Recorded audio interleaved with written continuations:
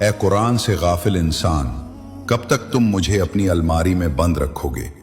میں تمہارے لیے اترا تھا تاکہ تمہارے دلوں کو روشن کر سکوں۔ میں سورۃ الملک ہوں، مجھے ہر رات پڑھو، میں تمہیں قبر کے عذاب سے بچا لوں گی، زمین کے اندھیروں میں تمہارا نور بنوں گی۔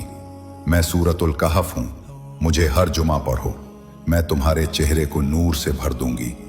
میں آیت الکرسی ہوں، مجھے ہر فرض نماز کے بعد پڑھو، میں تمہاری غیبی ڈھال بن جاؤں گی۔ میں سورۃ البقرہ ہوں، مجھے اپنے گھر میں پڑھو، میں شیطان کو باہر نکال دوں گی اور تمہارے گھر کی محافظ بن جاؤں گی۔ میں سورۃ یاسین ہوں، مجھے مرنے والوں کے لیے پڑھو، میں ان کا آخری سفر آسان کر دوں گی، اور زندگی میں بھی مجھے پڑھو کیونکہ میں قرآن کا دل ہوں۔ اے آدم کے بیٹے، اگر تم نے مجھے پڑھا ہوتا تو میں تمہارے حق میں گواہی دیتا اور آسمانوں میں تمہارا نام بلند کرتا۔ قرآن تمہیں پکار رہا ہے، اس کی آواز سنو، اس پر عمل کرو اور دوسروں تک پہنچاؤ۔ کیا پتہ تمہارا ایک شعر کسی کی زندگی بدل دے اور وہ قرآن پڑھنا شروع کر دے۔